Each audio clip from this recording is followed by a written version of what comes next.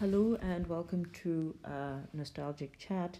Today we are rambling about IEB's May 2024 Paper 1, Question 12a. Okay, so question says, the graph of f of x is equal to x minus 2 plus 3 over x minus 2 has been sketched below. So immediately I look at this and I'm like, ooh, that doesn't really look like something we've worked with before, but then these brackets kind of, piqued my curiosity, piqued my interest, and you can see that they've done this to help you see that this is, in fact, a hyperbola in disguise. And I mean, you can also just see the shape of the graph, but, the f of x is equal to x minus 2 plus 3 divided by x minus 2 is pretty much the same as if you split the fraction up, right?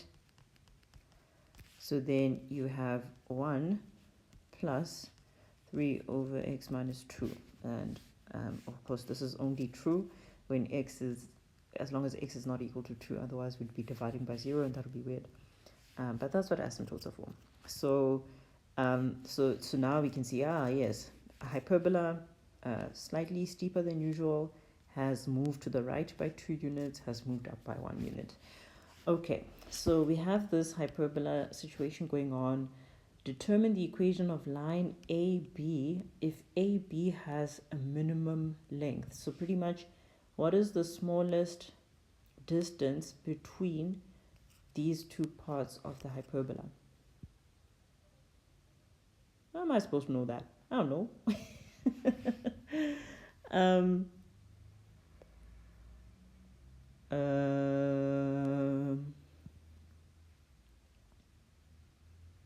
Yeah, I don't really know, honestly.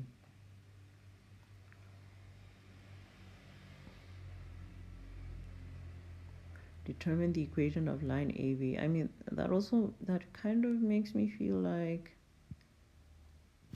in my mind, like there's something going on, just in terms of, okay, recognizing that this line is gonna have to be perpendicular to this tangent and this tangent. That's the only way it can be the smallest possible, in my intuition.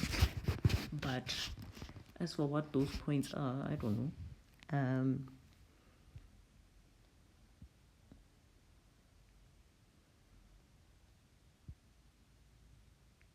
I wonder if this is a 45-degree angle.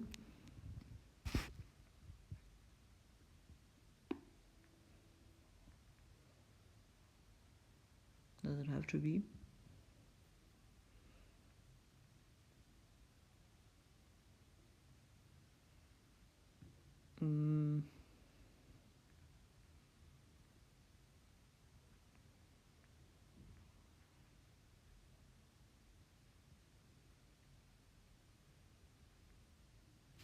Yeah, let's see. So, for example, if this is some point A, then the y-coordinate will be 3 over A minus 2 plus 1. And if this point has an x-coordinate of B, then the y-coordinate will be 3 over B minus 2 plus 1. So then what we're saying is that the distance, we are looking for A and B such that this is as small as possible.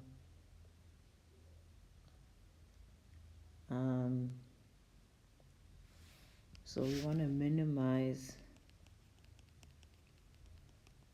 the length of AB, and AB, the length AB is the square root of B minus A squared plus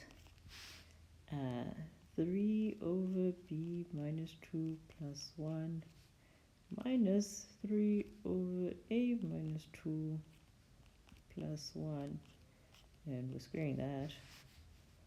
Oh,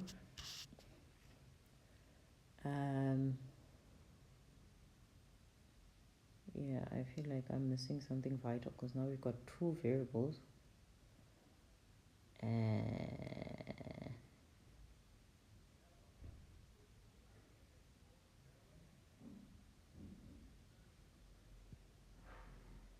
Oh, we're almost there. Oh, living on a prayer.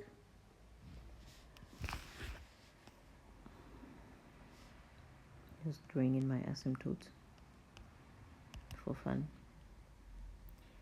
as I await a revelation ever so patiently.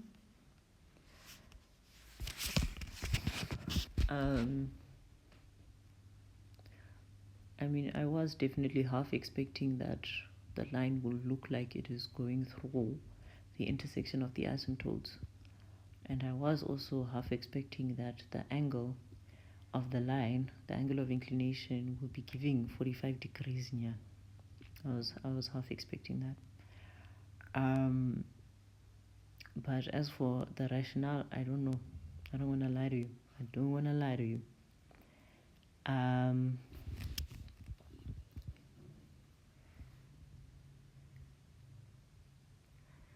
I waited till I saw the sun.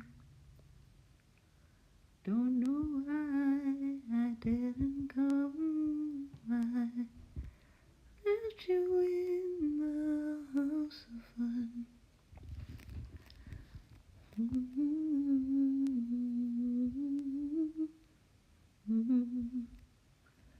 know why I didn't come. Yeah. So, I mean, it kind of feels like a cheat for me to. Yeah, but it's an exam. I don't know what to do. So, I'ma just do what feels right, even if I'm not entirely sure why it's right. So, what I'm going to do is I'm going to say, look, this line is the line of symmetry y is equal to x plus c, right? Because we know got y is equal to x plus something and y is equal to minus x plus something. Those are the two lines of symmetry. And we know that the point where the two asymptotes intersect, and that is 2 and 1, lies on this line. So we can use that to figure out what c is. So that will be 1 is equal to 2 plus c, so c is equal to minus 1, right? So the equation of this line is y is equal to x minus 1. And that is that. And that is that. I believe it with all my heart. I have no idea why it's true. Well, maybe not no idea, but like, you know, it feels intuitively true, but I don't know. I don't know by facts why it could be right. I don't even know if it's right at all. Anyway, so now the next question says, determine the coordinates of point A. Give your answer in the simplest root form where applicable.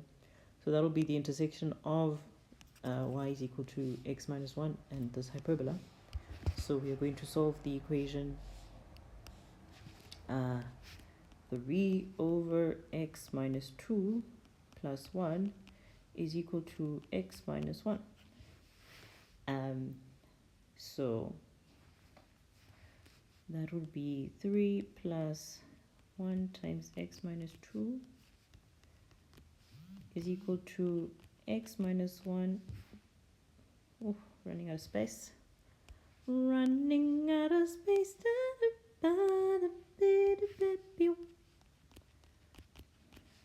Right. Okay, those brackets aren't really necessary. And of course, the restriction is, you know, x can't be equal to 2, otherwise things will be very awkward. So now that we're looking at fractions with the same denominator, we can just ignore the denominators then.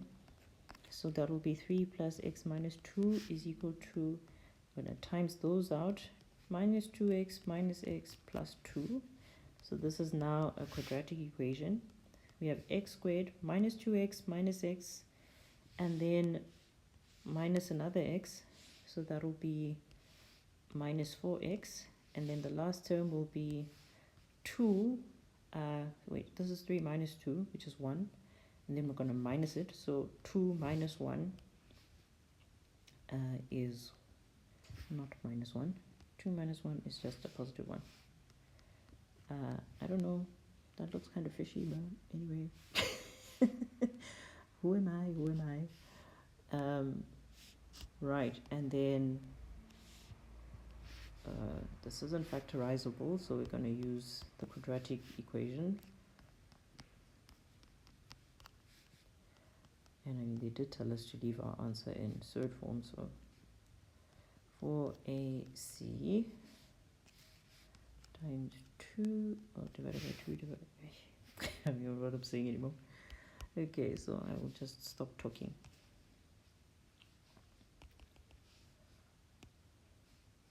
That's 4 plus 16, 16 minus 4, and then we divide by 2 here. So the one solution is x, oops.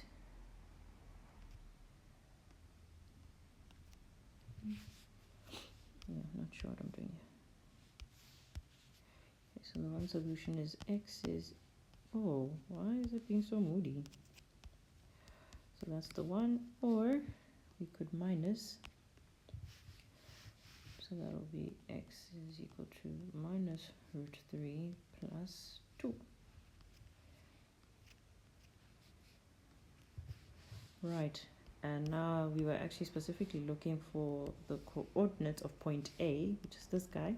We can see that it has the smaller x coordinate, because these are both points of intersection, right, between the two lines, the two curves. So this one has a smaller x coordinate than this one, so it has to be this one, right? So xa, so we know that xa is smaller than xb, so that means xa is negative root 3 plus 2. Okay, and so we have the x coordinate now. So to get the y coordinate, we can put it into either the straight line or the hyperbola. I'm going to use the straight line because that looks nicer to work with. So that'll be negative 3 plus 2, the x minus 1. So that'll be negative root 3 plus 1. So therefore the coordinates of A are negative root 3 plus 2 and negative root 3 plus 1. And we could put it into the hyperbola as well, just to be safe, to feel sure. So the hyperbola is 3 over x minus 2, so that will be negative root 3 plus 2 minus 2, and then we add 1, and that does indeed give us the same y coordinate. Awesome. And let's see what the memo has to say. Maybe it can also shed light on why it was correct to say that this line is the line of symmetry, the one axis of symmetry for this hyperbola. Let's see what the memo says. Save us from our misery. Nope, the memo also just jumps right into that conclusion too. Oh my. Right, and we also agree for the solutions for the second part of the question. Yeah, okay, so I am moderately still confused then, as to why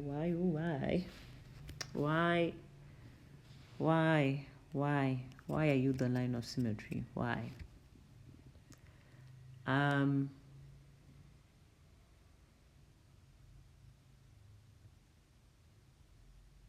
I don't know.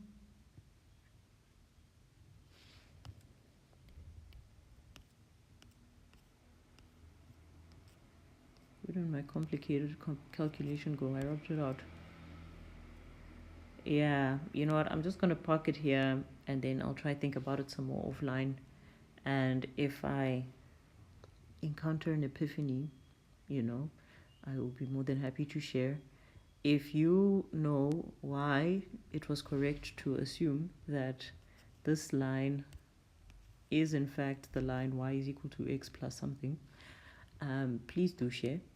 I'm very interested to hear the reasoning for that. Otherwise, thank you. It's been great as usual. Catch you another time.